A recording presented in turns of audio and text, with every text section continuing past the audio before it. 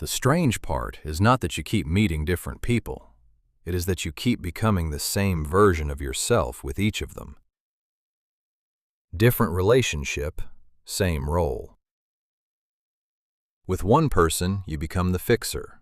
With someone else, you're the quiet one, or the one who understands too much. The one who apologizes first, even when the responsibility isn't yours alone. The faces are different, the conversations are different, the story is different. But somehow, you keep ending up in the same place. You become useful before you're honest, calm before you admit what you really feel, easy to be around before anyone truly knows you. And that's what makes it so difficult to notice. People often like you for it. They admire your patience, your strength, your flexibility, how little you ask for. So after a while, you start wondering if this is simply who you are. Maybe you're just the responsible one, the strong one, the person who keeps everything from falling apart. But a role is not always your identity. Sometimes it's a strategy you learned before you had better choices. So the first question isn't, how do I fix myself? The first question goes deeper. Who do I become when I am afraid of losing connection?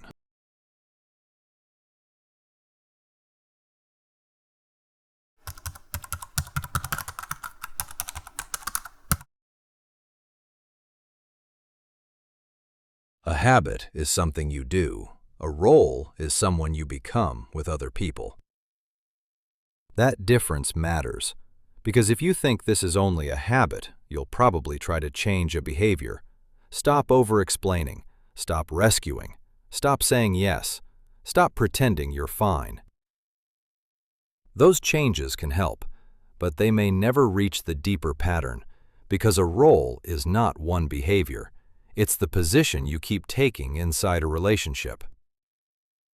It shapes what you hide, what you tolerate, what you give, what you never ask for, and how quickly you leave your own experience behind to protect the connection. On the surface, it may look like over-explaining. Underneath, the role is saying, I have to make myself understandable so they won't leave. Or maybe you help too much, but underneath, the role is saying, I have to become necessary so I don't become replaceable. Or maybe you stay quiet because peace feels safer than honesty. That's why changing the behavior alone can feel almost impossible. You're not just trying to stop an action. You're trying to step out of a version of yourself that once knew how to stay connected. A relational role is a version of you that learned how to keep connection. It can look like kindness, maturity, patience, loyalty, and sometimes it genuinely is those things. But it becomes costly when it no longer feels like a choice. You care because stopping feels unsafe. You stay calm because your anger feels dangerous. You say yes because disappointment feels too much like abandonment. That's when a role stops being a strength. It becomes a place you no longer know how to leave.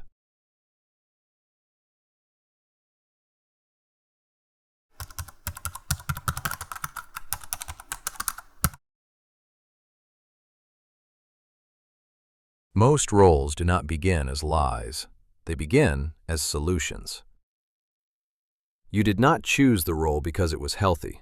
You learned it because, at some point, it worked. Being easy kept the peace. Being useful made you feel wanted. Being responsible helped everyone else feel calmer. And staying quiet kept you from becoming the problem. Family systems thinking offers an important insight here.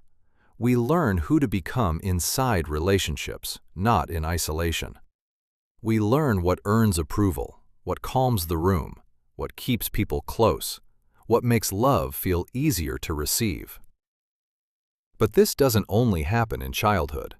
A role may begin in your family, then it gets reinforced through friendships, romantic relationships, school, work, culture. Anywhere, connection seems to come with conditions. Maybe people praised you because you never asked for much, so you became the low-maintenance one. Or maybe conflict made people pull away, so you became the person who kept everything smooth. At first, the role gave you something, a place, a purpose, a way to belong, a way to make relationships feel a little less uncertain. That's why simply hating the role isn't enough. If all you feel is resentment, you miss what it once protected. The goal isn't to shame the role, it's to ask a more honest question. Where did this role first begin to work for me? Because the role that once gave you a place to belong can eventually become the very thing that keeps you from feeling free there.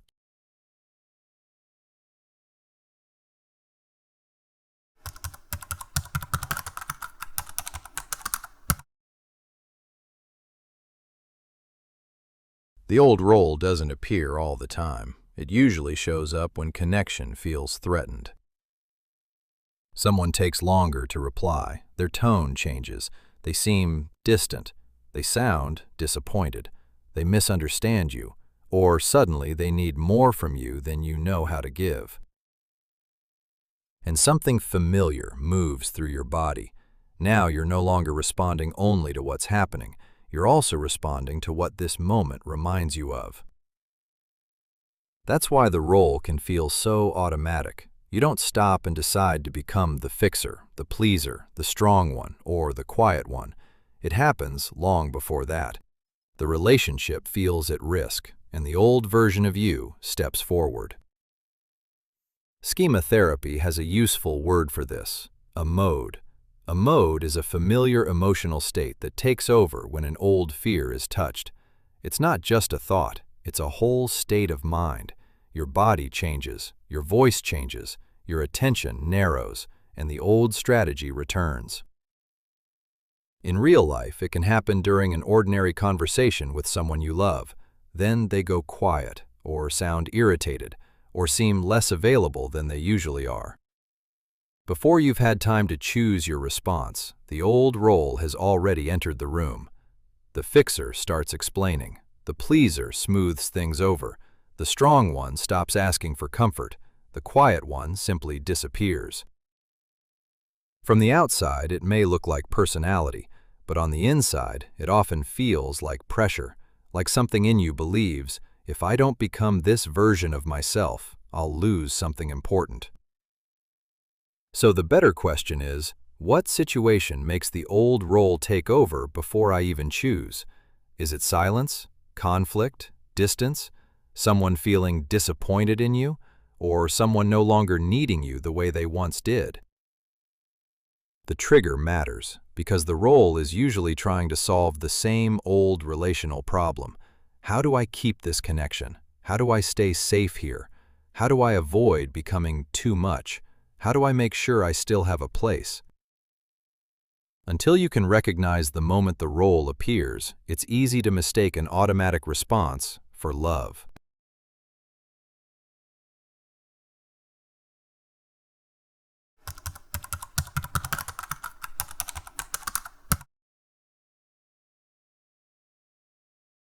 Beneath many old roles is a quiet belief about what love asks of you.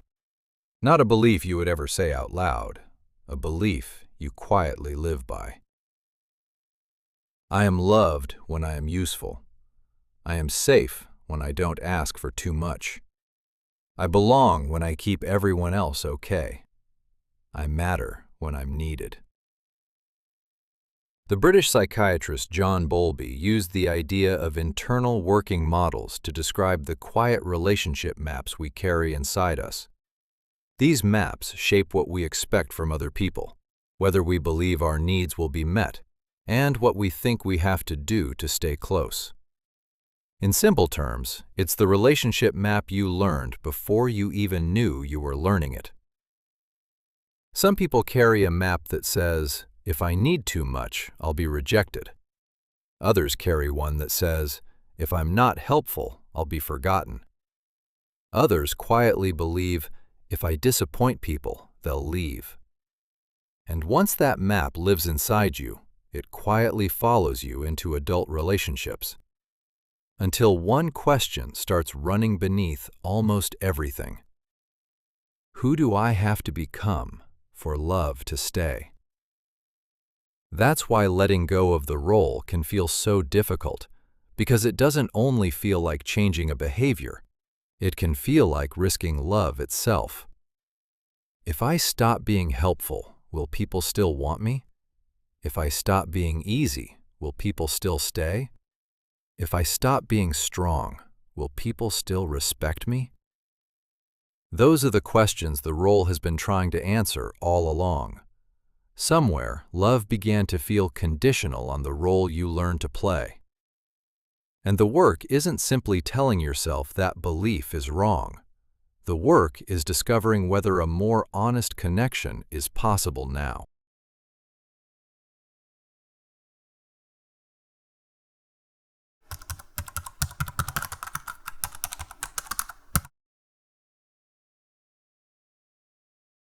The role may help you stay connected, but it doesn't always bring you intimacy. And that difference can be painful, because people may genuinely appreciate you, they may depend on you, they may admire you. You're so strong. You always understand. You're so easy to talk to. I don't know what I'd do without you. Part of you enjoys hearing those things. Of course it does. It feels good to be valued, to matter to someone. But over time, another feeling begins to grow, a much quieter one. Do they actually know me, or do they only know what I do for them? Do they love me, or do they love how easy I make their life? This is the hidden cost of a role. It can keep you close to people while hiding the very parts of you that long to be close. The strong one may be admired, but no one notices how exhausted they are. The helpful one may be needed by everyone, yet almost no one asks what they need.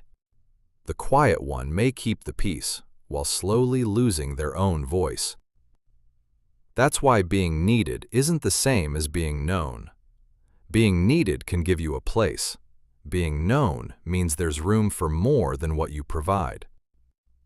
Sometimes the role really did work. It made you valuable. It made you difficult to lose. It gave you an important place in other people's lives. But it also asked parts of you to stay hidden. Your anger, your sadness, your limits, your desires, your need to be cared for, not simply depended on. So letting go of the role isn't only about feeling less exhausted. It's about allowing yourself to become visible inside a relationship that may have only learned how to relate to your performance. Am I being loved for who I am, or valued for the role I keep playing?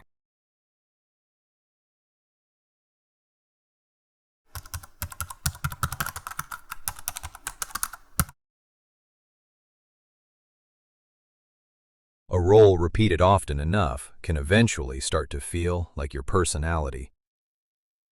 You stop thinking, I learned to need very little, and instead you tell yourself, I'm just low maintenance. You stop seeing yourself as someone who learned to avoid conflict. Now you're simply easygoing. You stop noticing how often you hide your needs. You begin calling yourself independent. That's how a role becomes harder to recognize. It no longer feels like an adaptation. It starts feeling like who you are. Psychologists sometimes describe this as role identity. A role repeated often enough, especially one that's rewarded, can slowly become part of the way you see yourself. Not because it's completely false, but because it's only part of the truth. Maybe you are strong, but strength isn't all you are. Maybe you are caring, but caring doesn't have to mean abandoning your own needs. Maybe you are responsible, but responsibility doesn't mean becoming the emotional foundation for everyone around you. The problem isn't these qualities. The problem is when they stop feeling like choices. When you no longer know how to stop being strong, how to stop being useful, how to stop staying calm, how to stop making yourself easier to love. That's the moment the role stops serving you, and you begin serving the role. Then something else can happen. As you start speaking more honestly, some people may tell you that you've changed. But sometimes you haven't become someone worse. You've simply stopped shrinking yourself into the version they were most comfortable with. What you once had to become can slowly begin calling itself your personality. And maybe the real question is, which role have I repeated for so long that I started calling it myself?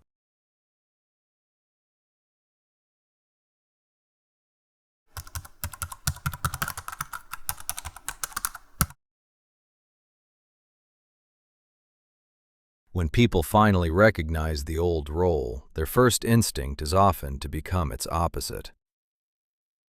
The pleaser wants to become harsh. The quiet one wants to confront everything. The strong one wants to fall apart and call it honesty. The rescuer wants to cut everyone off and call it growth. That reaction makes sense. When you've spent years trapped inside one role, the opposite can look like freedom. But the opposite isn't always freedom. Sometimes it's just another role. Another performance. Another attempt to prove you've changed. Another way of letting the old wound decide how you relate. The goal isn't to become someone different. The goal is to become more honest. If you've always been the calm one, honesty doesn't mean becoming cruel. It might sound more like, "I'm not okay with this." If you've always been the helper, honesty doesn't mean withholding care. It might sound like, "I care about you, but I can't carry this for you." If you've always been the quiet one, honesty doesn't mean turning every moment into a confrontation. It might sound like, "I need to say something before I disappear from this conversation." Real change begins the moment you interrupt the old sequence.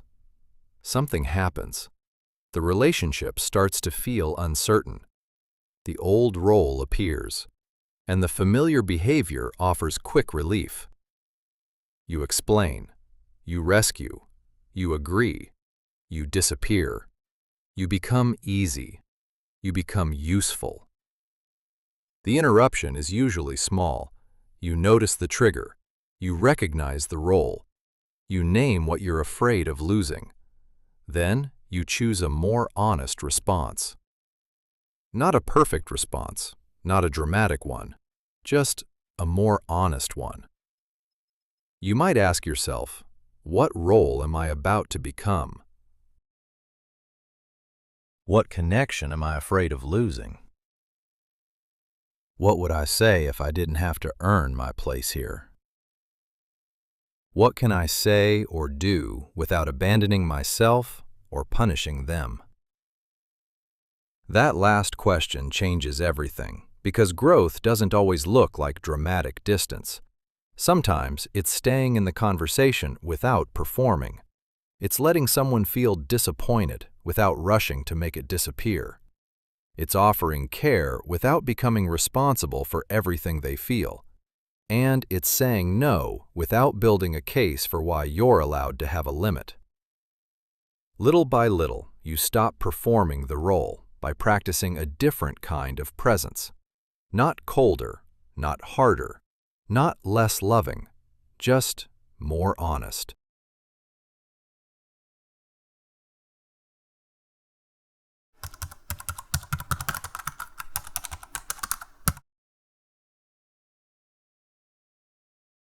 The old role may still appear. That doesn't mean you failed. A role that once helped you belong won't disappear just because you understand it. It may still show up when someone pulls away, when someone is upset, when someone needs you, or when closeness starts feeling uncertain.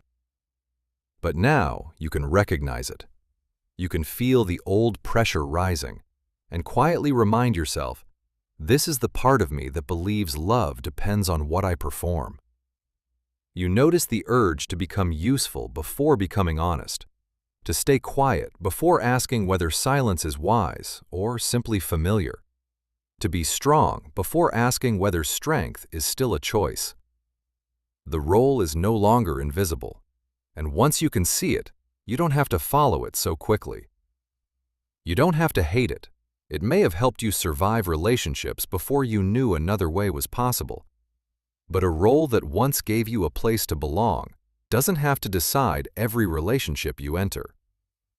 You can care without disappearing, be strong without becoming untouchable, be kind without making yourself available for everything, and love without earning your place every single day.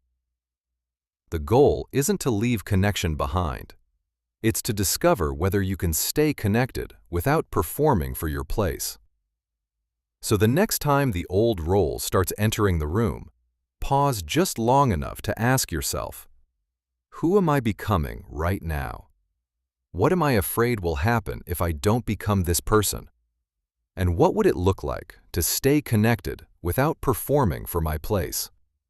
Because a role isn't your identity. It's a strategy you learned before you had better choices. And now, little by little, you get to choose who you become.